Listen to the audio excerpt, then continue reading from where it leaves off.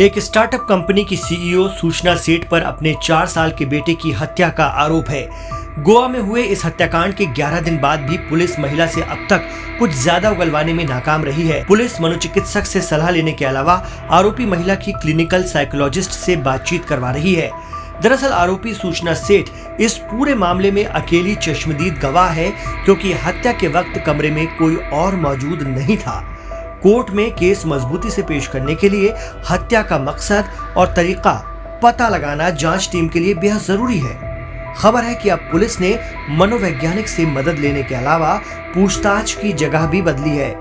Police थाने के बजाय आरोपी की काउंसलिंग गोवा के बम्बोलिम इलाके में मौजूद institute of psychological health and human behaviour में करवा रही है। गोवा मर्डर केस ने पूरे देश को हैरान कर दिया है, क्योंकि इस जघन्य हत्याकांड का आरोप 4 साल के बच्चे की पढ़ी लिखी और एक एआई स्टार्टअप कंपनी की सीईओ के तौर पर काम कर रही मां सूचना सेठ पर है। अब तक आरोपी ने जांच में सहयोग नहीं किया है और जांच टीम उससे कुछ भी निकलवाने में नाकामयाब रही है। आरोपी के पति वेंकट रमन के बयान से यही पता चला है कि महिला सीईओ बेटे को पति से मिलने नहीं देना चाहती थी। कोर्ट के हालिया आदेश से वो काफी परेशान थी। पुलिस ने आरोपी और बच्चे के पिता को आमने सामने बैठाकर भी पूछताछ की है। मीडिया रिपोर्ट्स के मुताबिक सूचना सेठ की काउंसलिंग करने वाली मनोवैज्ञानिकों की टीम के लिए भी ये केस एक चुनौती बनता जा रहा है। सूत्रों का कहना है कि काउंसलर ने अपनी रिपोर्ट में कहा कि आरोपी महिला ने अपने आसपास एक अदृश्य खोल बना लिया है, जिसे तोड़कर अंदर जाना बहुत मुश्किल है। उसकी ये सधी हुई चुप्पी क्या उसकी बिगड़ी मानसिक हालत की वजह से है, या फिर ये उसकी चालाकी का हिस्सा है? तथ्यों को ध्यान में रखते हुए पुलिस अपना एक एक कदम बहुत संभल कर उठा रही है। उससे पूछताछ और काउंसलिंग के लिए भी जगह बदल दी गई है, ताकि हत्या का मकसद और तरीका बताए। दरअसल कोर्ट ने आरोपी मां सूचना सेठ को 12 दिनों की न्यायिक हिरासत में भेज दिया है। कोर्ट ने इन 12 दिनों के भीतर पुलिस को उसकी मानसिक स्वास्थ्य रिपोर्ट सौंपने का आदेश दिया है।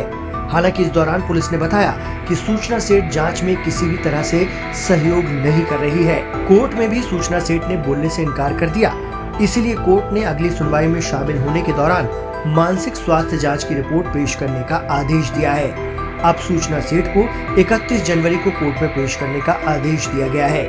गौरतलब है कि सूचना सेठ अपने मासूम बेटे की लाश के साथ रंगे हाथों पकड़ी गई थी, लेकिन पुलिस को सूचना सेठ से पिछले 10 दिनों से एक सवाल का जवाब नहीं मिल रहा है। सवाल यह है कि आखिर सूचना ने अपने 4 साल के बेटे की जान कैसे ली।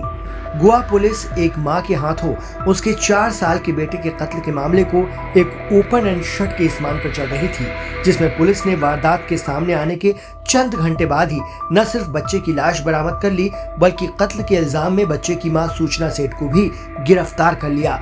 मगर हकीकत यही है कि इस वारदात का खुलासा हुए 11 दिनों का वक्त गुजर जाने के बावजूद फिलहाल इस कत्ल को लेकर बेशुमार सवाल हैं।